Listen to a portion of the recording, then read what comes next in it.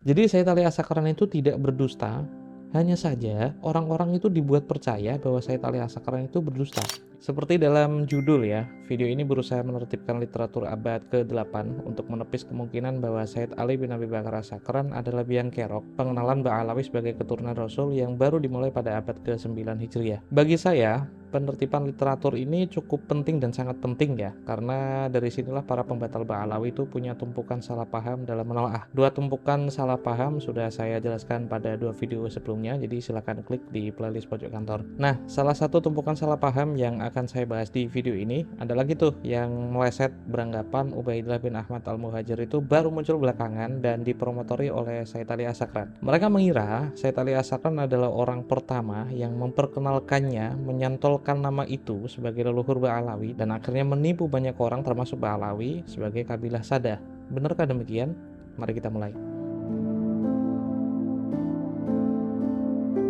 Kita membandingkan 4 naskah As-Suluk fi Tabaqatul Ulama wal Muluk, 3 dari manuskrip tua dan 1 versi cetak modern yang sudah ditahqiq ya. Naskah pertama disalin pada tahun 820 Hijriah, naskah kedua disalin pada tahun 838 Hijriah, naskah ketiga disalin pada tahun 1051 Hijriah, dan cetakan modern pertama dicetak pada tahun 1414 Hijriah. Jadi sampai pentahqiq kita pun tidak memiliki naskah salinan asli dari Al-Janadi atau minimal naskah yang sudah divalidasi oleh Al-Janadi. Jadi dari sini kita bisa mengetahui bahwa ada jarak historis antara wafatnya Al-Janadi dengan semua naskah yang sampai kepada kita di internet. Inilah perbedaan silsilah lengkap dari Ali bin Jadid, sepupu biologis dari klan Ba'alawi yang dirangkum As-Suluk versi cetak modern. Tertulis di sana nama lengkapnya adalah Abul Hasan Ali bin Muhammad bin Ahmad bin Jadid (buka kurung) bin Ali bin Muhammad bin Jadid bin Abdillah (tutup kurung) bin Ahmad bin Isa. Kita bandingkan silsilah ini antar manuskrip yang tersedia di internet. Naskah 820 Hijriah, Abul Hasan Ali bin Muhammad bin Ahmad bin Jadid bin Abdillah bin Ahmad bin Isa. Naskah 838 Hijriah, Abul Hasan Ali bin Muhammad bin Ahmad bin Jadid bin Ali bin Muhammad bin Jadid bin Abdillah bin Ahmad bin Isa. Naskah 1051 Hijriah, Abul Hasan Ali bin Muhammad bin Ahmad bin Jadid bin Abdillah bin Ahmad bin Isa. Jadi sampai sini kita menemukan fakta, bukti material yang kita dapati ternyata berbeda dalam menulis silsilah Ali bin Jadid.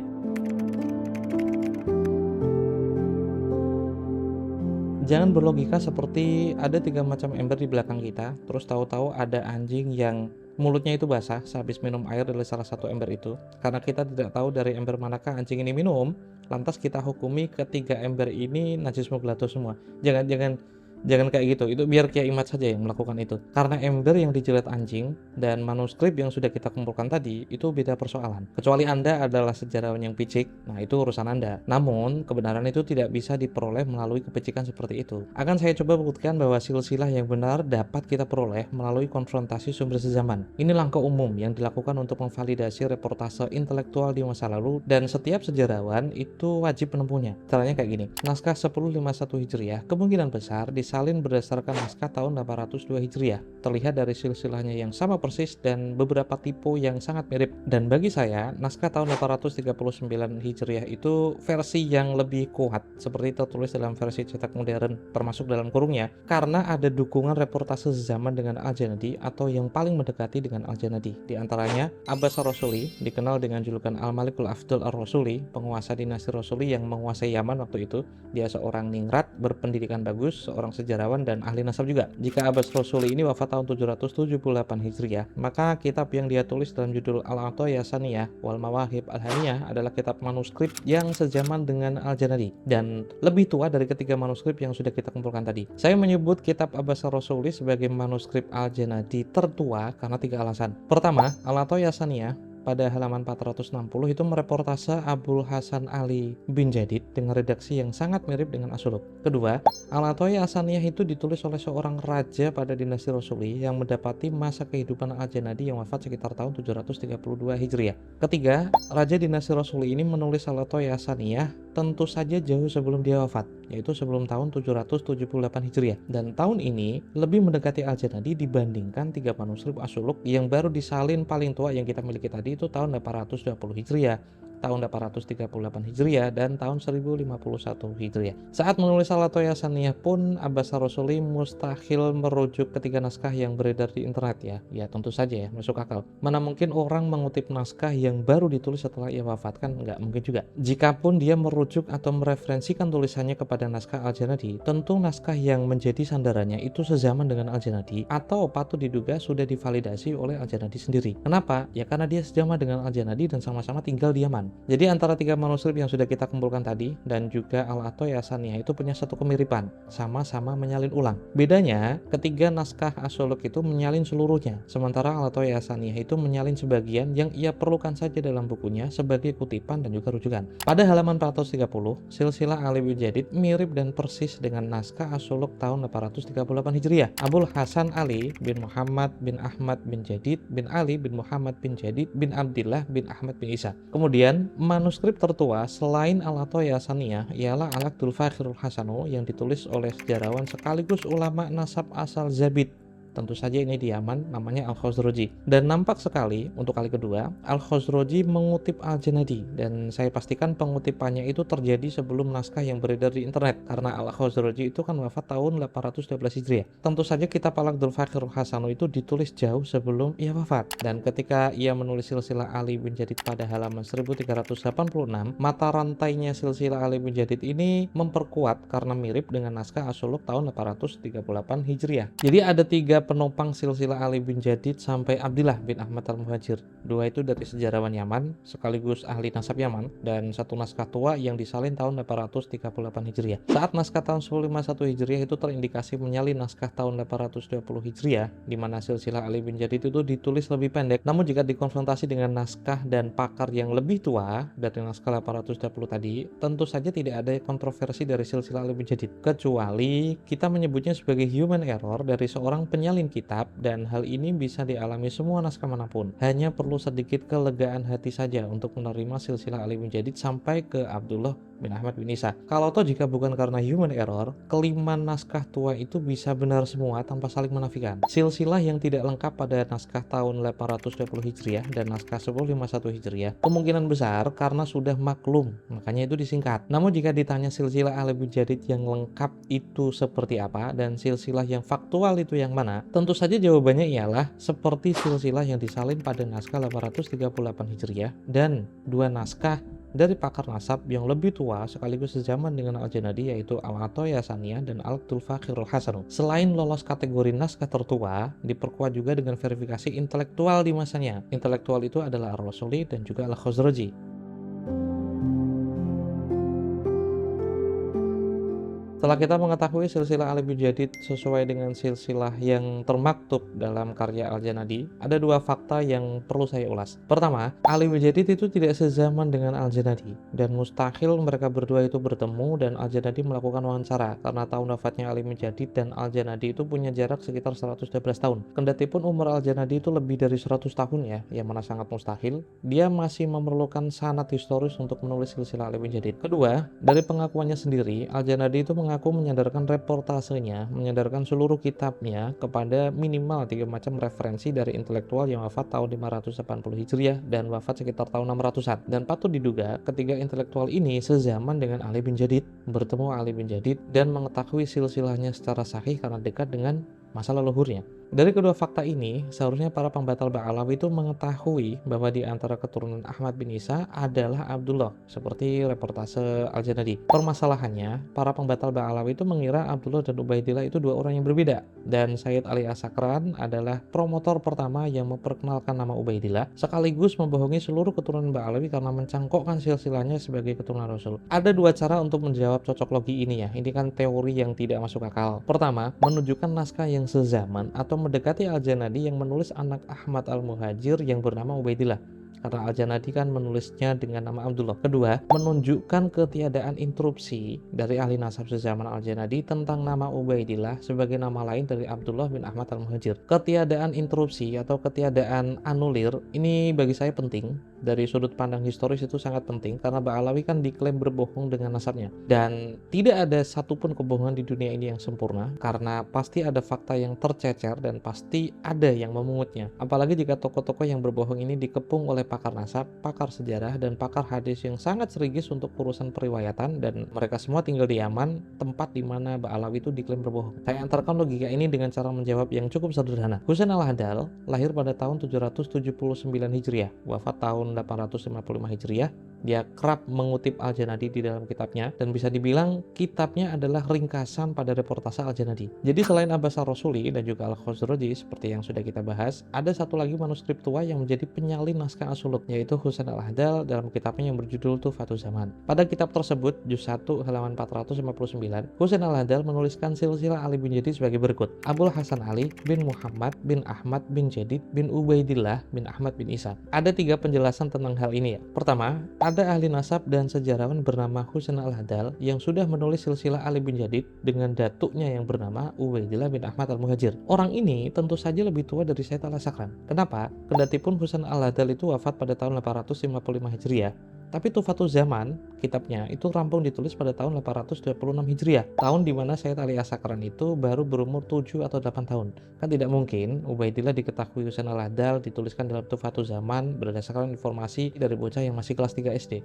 Ini jadi bukti bahwa tuduhan Ubaidillah baru diperkenalkan oleh Said Ali As-Sakran itu tuduhan yang mengada-ngada. Kedua, silsilah Ali bin Jadid di dalam Tuhfatul Zaman sama seperti silsilah naskah As-Suluk yang disalin pada tahun 820 Hijriah. Silsilahnya terpotong, tidak seperti silsilah versi naskah 838, versi Abbas ar-Rasuli, dan versi Al-Khazraji. Bagaimana cara menaklukkan permasalahan ini jika penjelasan sebelumnya dirasa belum puas? Nah, langkah-langkahnya seperti ini. Ali bin Jadid itu sosok yang historis, satu tabaqat dengan Al-Janadi, dan terkonfirmasi wafat pada tahun 620 Hijriah. Silsilah Ali bin Jadid sampai kepada Ahmad bin Isa ar-Rumi. Imam Ahmad bin Isa ar-Rumi memiliki keturunan generasi kelima bernama Ahmad al-Attaj yang wafat sebelum tahun 490 Hijriah. Ahmad al-Attaj bin Hasan al-Alal bin Muhammad bin Ali bin Muhammad bin Ahmad bin Isa. Jika silsilahnya Ali bin Jadid untuk sampai ke Imam Ahmad bin Isa hanya melewati 6 leluhur seperti yang tertulis dalam Tuhfatul Zaman, seharusnya Ali bin Jadid itu sezaman dengan Ahmad al-Attaj yang wafat tahun 490 Hijriah atau sebelum 490 Hijriah. Dan hal ini tidak mungkin karena Ali bin Jadid sebagai sosok historis yang faktual terkonfirmasi wafat itu pada tahun 620 Hijriah. Jadi ketika ada 2 versi silsilah Ali bin Jadid yang bersumber dari masa yang mendekati dengan kehidupannya, satu versi berisi 6 leluhur, sementara versi lainnya berisi 9 leluhur, maka bagi orang yang wafat tahun 620 Hijriah, yang lebih masuk akal ialah versi 9 leluhur, bukan versi yang 6 leluhur. Karena tidak mungkin seseorang yang wafat tahun 600-an Hijriah itu melewati 6 orang untuk sampai kepada leluhur yang wafat tahun 300-an. Karena selisih 300 tahun itu rata-rata diisi 9 macam generasi. Sedangkan silsilah yang berisi 6 leluhur, besar kemungkinan ada human error dalam penyalinan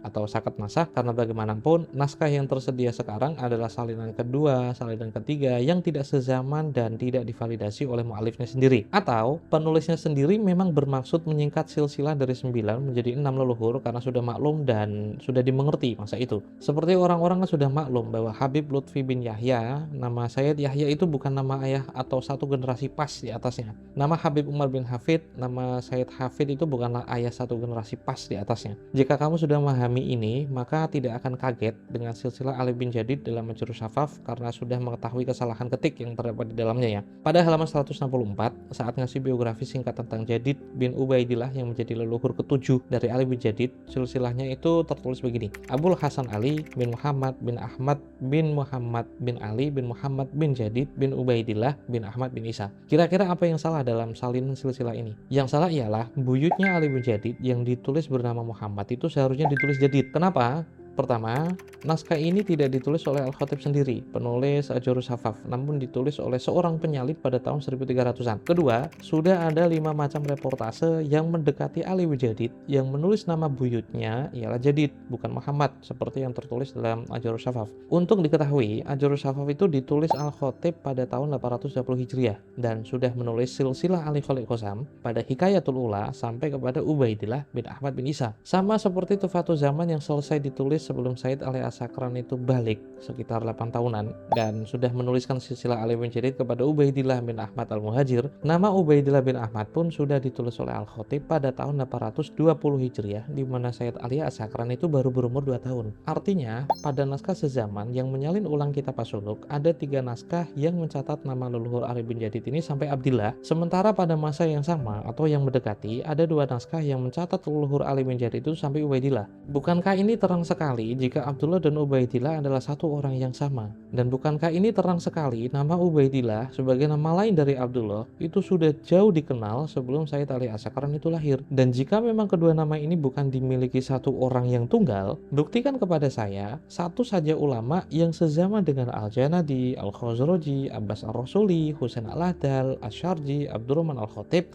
yang menginterupsinya. Jika tidak ada, lantas argumen apa lagi yang mau disusun untuk menuduh Said Ali As-Sakran sebagai pendusta yang membohongi seluruh Ba'alawi kalau mereka keturunan Rasul? Imam Ibn Hajar Al-Asqalani, sekadar contoh, beliau itu hidup di masa ayah Ali As-Sakran dan Said Ali As-Sakran sekaligus. Di masa Imam Ibn Hajar hidup, klan Ba'alawi itu tumbuh secara masif hingga memiliki kabilah turunan dari Maulad Tawileh, As-Segaf, As-Sakran, Al-Idrus, dan sebagainya. Imam Ibn Hajar pun sudah membaca kitab As-Suluk karya Al-Janadi yang menulis silsilah Ali bin Jadid itu sampai ke Abdullah. Beliau juga sudah ketemu Al-Khazraji di Zabid yang menulis silsilah Ali bin Jadid sampai Abdullah juga. Bahkan Imam Ibn Hajar itu pernah ke Yaman. Nggak hanya sekali, namun sudah 2 kali. Dan sudah pula membaca Tufatul Zaman, karya Husain Al-Adal yang menulis silsilah Ali bin Jadid sampai Ubaidillah bin Ahmad Al-Muhajir. Pertanyaannya, kenapa Imam Ibn Hajar Al-Asqalani tidak menginterupsi klan Ba'alawi jika silsilah mereka itu tidak sampai kepada baginda Nabi lewat Ubaidillah? Jika Ubaidillah bukanlah nama lain dari Abdullah. Semua orang Islam tahu siapa itu Imam Ibn Hajar Al-Asqalani, apa kemampuannya, dan betapa kritisnya beliau untuk urusan riwayat apalagi nasab. Karena Imam Ibn Hajar Al-Asqalani itu seorang muhaddits. Ahli hadis itu rata-rata dan kemungkinan besar itu cerigis untuk urusan diroyah. Pertanyaan lain,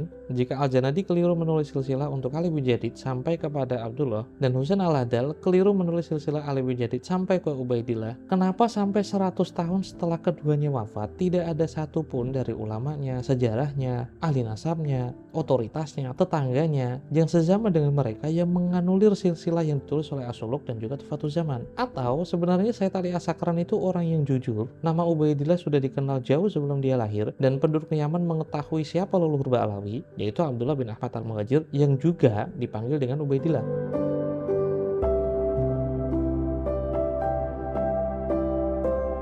Saya tahu beberapa kitab yang saya pakai tadi itu ada yang ditahqiq oleh Ba'alawi. Kubu pembatal Ba'alawi itu kerap kali memberikan agitasi jika ada satu kitab dari Ba'alawi atau ditahqiq oleh Ba'alawi maka perlu kewaspadaan tinggi karena pasti ada perubahan yang disengaja disisipkan oleh Ba'alawi supaya sejarahnya itu disahihkan, karena pasti ada kebohongan dari Ba'alawi di sana. Itu tuduhan mereka ya. Di video mendatang akan saya jawab tuduhan itu, dan minimal di video ini saya sudah membuktikan kepada siapapun bahwa tuduhan kepada Said Ali As-Sakran adalah tuduhan yang dibuat-buat, tuduhan yang tidak ada dasar, karena Ubaidillah sudah dikenal sebelum Said Ali As-Sakran, Ba'alawi sudah dikenal jauh sebelum Said Ali As-Sakran, dan kesadaran Ba'alawi sudah diakui sebelum Said Ali As-Sakran. Jadi Said Ali As-Sakran itu tidak berdusta, hanya saja orang-orang itu dibuat percaya bahwa Said Ali As-Sakran itu berdusta. Jika Anda masih melihat ada orang membatalkan Ba'alawi sambil memproduksi framing seperti ini, framing kedustaan seperti ini, ya Anda punya kewajiban untuk menegurnya seketika itu juga. Saya Romal Abbas, ini Paman Ngantor, sampai jumpa.